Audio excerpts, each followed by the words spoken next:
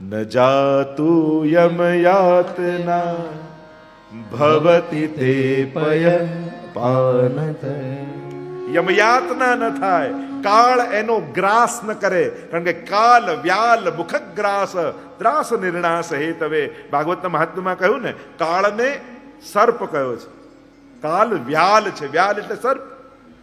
અને સર્પ ક્યારે ગળી જાય ખબર ન પડે, ક્યારે ઘરમાં ઘૂસી જાય ખબર ન પડે. આ કાળ એવો જ છે. પણ શ્રી યમુનાજીનું જ્યારે તમે આરાધન કરો છો તો એ યમયાતનામાંથી જીવને મુક્ત કરે, એટલે કે કાળના પાશમાંથી યમુનાજી મુક્ત કરે છે. તો આ ત્રણેય સ્વરૂપ જે શ્રી ઠાકોરજીના છે, શ્રીનાથજીના છે, એ ત્રણેય સ્વરૂપ શ્રી યમુનાજીમાં બિરાજે છે. તો લાલ ગિરિધરન પિય તબ હી પૈયે અને પરમ પુનીત પ્રીત કી રીત સબ જાન કે દ્રઢકર ચરણ કમલ જુ ગહીએ. અને પરમ પુનીત પ્રીત કી રીત સબ જાન કે, પરમ પાવન એવી પ્રીતની રીત.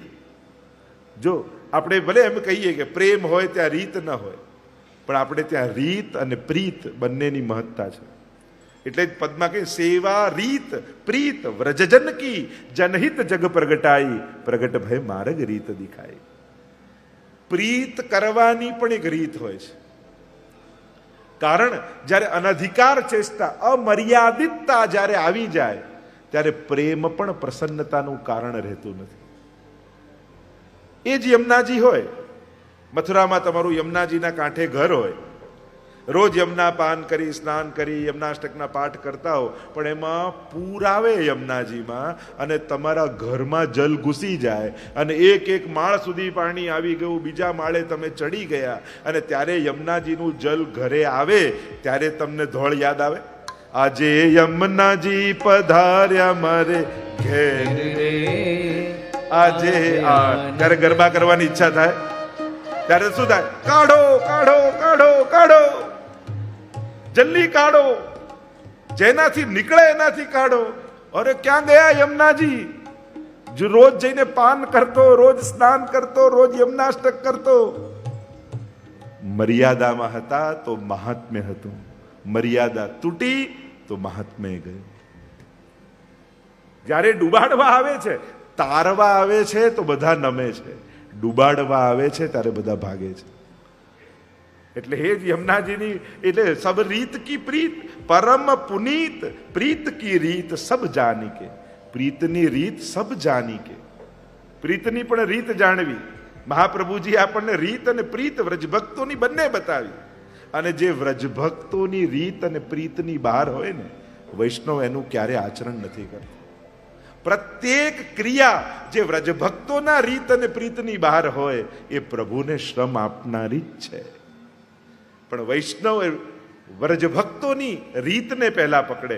ગોપીજનો કઈ રીતે લાલ લડાવતા, કઈ રીતે જગાવતા, કઈ રીતે શૃંગાર કરતા, કઈ રીતે રાજભોગ આરોગાવતા, કઈ રીતે પોઢાવતા.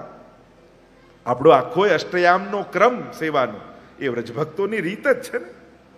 વ્રજમાં નંદાલયમાં ઠાકોરજી જે રીતે રહેતા અને જે રીતે યશોદાદિક વ્રજભક્તો પ્રભુને લાલ લડાવતા, એ જ આપણો અષ્ટયામનો ક્રમ.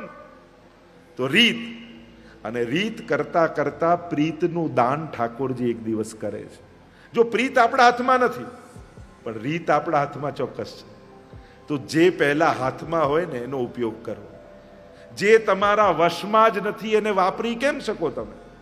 આપણે ભલે કે ભાવથી બોલો, ભાવથી ગાજો, ભાવથી કરજો, ભાવ લાવવો ક્યાંથી? ભાવ કોઈ વસ્તુ છે કે આમ પકડીને લગાડી દઈએ? કોઈ મટીરિયલ તો છે નહીં કે કોઈ વસ્તુ લઈને નાખી દેવું. કરવું કઈ રીતે? તો કે પહેલા રીત પકડવી. રીત, જેમ બીજ તમારા હાથમાં છે, કોઈ કે આ બીજમાંથી ફળ ને ફળ તું ખાજે, પણ ફળ આવે ક્યાંથી? પેલા બીજને વાવવું પડે. એટલે કે એ રીતની પ્રક્રિયામાંથી પસાર થવું પડે. બીજને વાવો, પાણી ખાતર બધું નાખો, પછી ફણગા ફૂટે, છોડ થાય, મોટું થાય, ઘટારદાર થાય ને પછી ફળ આવે ત્યારે તોડીને ખવાય. એમ ભાવ એ ફળ છે, રીત એ બીજ છે. તો બીજ રીતની વાવો અને પછી ધીમે ધીમે એવા સેવા, ત્યાગાત, શ્રવણ, કીર્તનાત, ત્યાગ, શ્રવણ અને કીર્તન, આ ત્રણેયના જલપાન કરતા કરતા કરતા કરતા એ વૃક્ષ ઉપર પ્રભુરૂપ ફળ લાગશે, ભાવરૂપ ફળ લાગશે. હું તો કહું, પ્રભુ એ વૃક્ષ અને એના ઉપર ભાવના ફળ લાગે છે, જે ફલાત્મક તો ભાવ છે. અને જ્યારે એ ભાવની પ્રાપ્તિ થાય ને, એટલા માટે પહેલા રીતને પકડજો અને તમારી રીતથી રાજી થઈ ઠાકોરજી તમને ભાવનું દાન કરશે. આ જ પ્રક્રિયા છે. પણ ભાવ જાગે પછી કરીશ, ભાવ જાગે પછી બ્રહ્મ સમન લઈ, ભાવ જાગે પછી સેવા પધરાવીશ, ભાવ જાગે પછી સેવામાં જોડે. હવે જાગ્યો નહીં તો આખો જન્મારો નકામો જશે. અને એમને એમ જાગવાનોય નથી, કરશો તો જાગશે. નાનું બાળક જન્મ લીધું હોય ને, મા પાસે હોય અને બધા જોવા આવતા હોય, આવતા પણ હજી બધાના હાથમાં ખોળામાં આપે નહીં તો બધાને અંદરથી લાગણી ના થાય, રાજી થાય બધા. પણ થોડુંક મોટું થાય ને બધાની ખોળામાં જતું થાય ને એટલે બધાને પ્રેમ થવા લાગે. એના માટે, કારણ કે ખોળામાં લીધો તો સ્નેહ થયો. એમ લાલન પણ એવા જ છે. દૂરથી દર્શન કરી કરીને ભાગશો તો પ્રેમ નહીં થાય, પણ ક્યારેક ગોદમાં લેશો ને તો આપમેળે વહાલ આવશે તમને ઠાકોરજી, આપમેળે ભાવ જાગશે. તમારી રીત તમારી પ્રીતને પ્રગટાવશે. એટલે પ્રીતની પ્રતીક્ષામાં રીત છોડીને ના બેસી જતા. રીત કરજો તો પ્રીતનું દાન ઠાકોરજી કરશે. આ જ પ્રક્રિયા છે. એટલે બીજા કોઈ કાલ્પનિક પેલામાં રહેવું નહીં. ભાવ થાય ને, પ્રેમ થાય ને, મન લાગે ને, મનમાં દ્રઢ થાય ને, મનમાં ઈચ્છા થાય. હવે આ મનનો શું ભરોસો? કલ્યાણ કરવું હોય એણે મનનું બહુ સાંભળવું નહીં.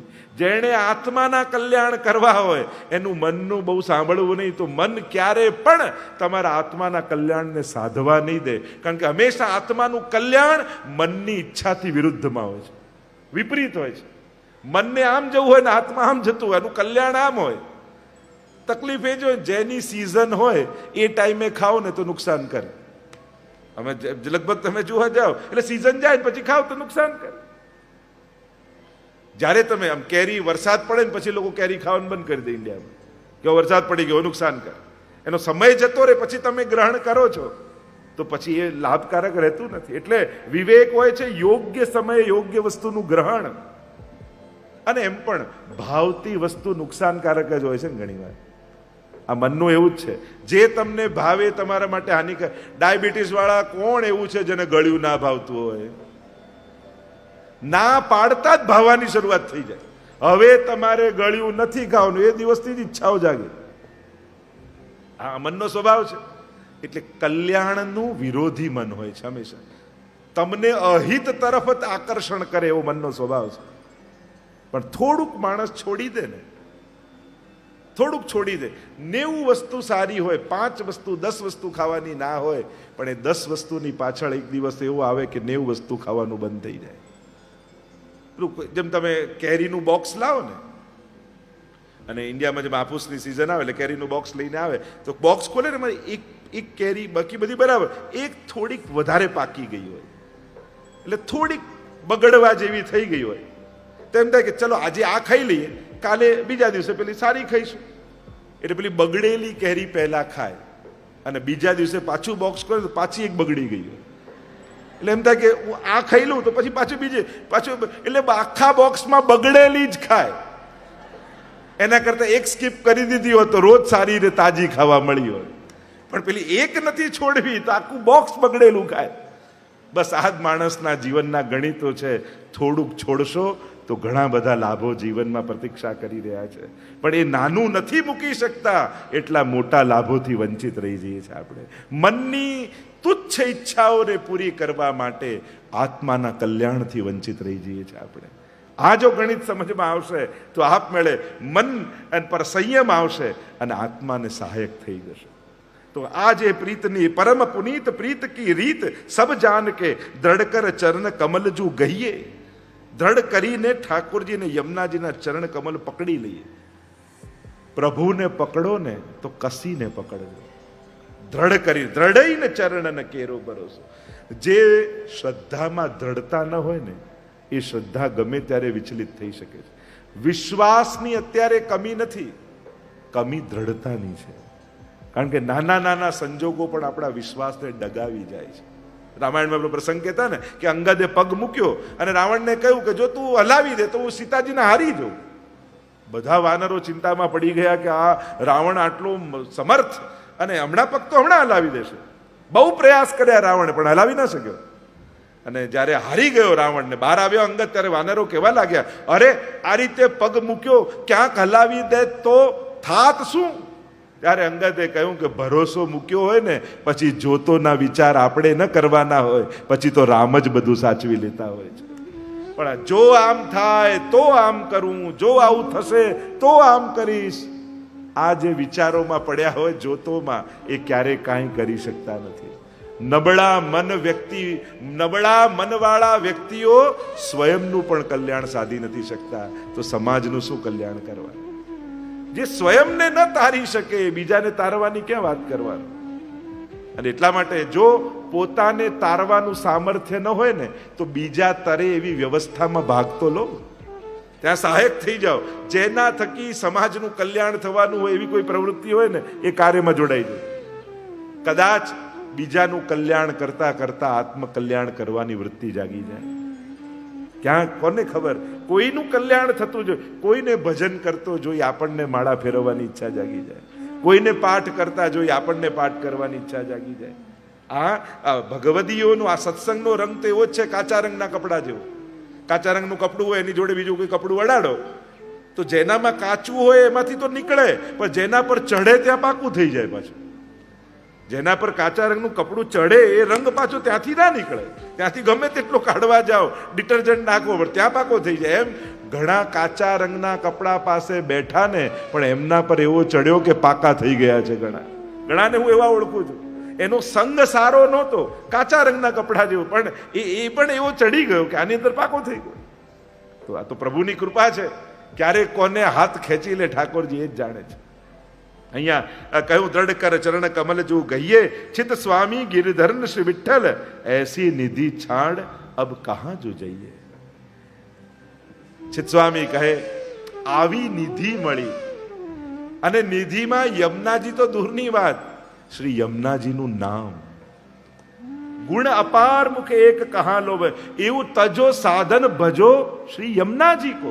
બીજા કોઈ સાધન ન રહે તો એક સાધન બનાવી લો, શ્રી યમુના યમુના નામ ભજો. શ્રી યમુના શ્રી યમુના યમુના નામ ભજો, શ્રી યમુના યમુના નામ ભજો. हरखत करो आराधन इनको, हरखत करो आराधन इनको, और को पंथ तजो, और को पंथ तजो. यमुना यमुना नाम भजो, श्री यमुना यमुना नाम भजो. तजो साधन भजो श्री यमुनाजी को.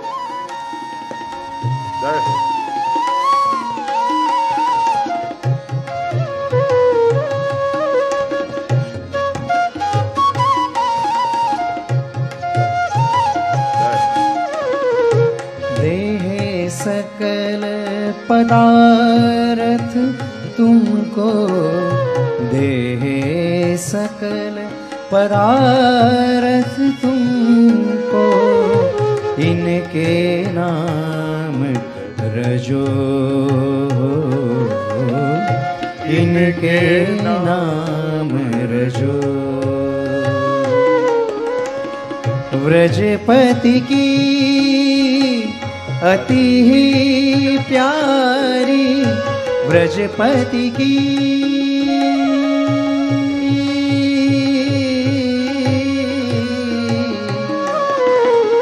व्रजपति की अति ही प्यारी, ताते सकल सिंगार सजो, ताते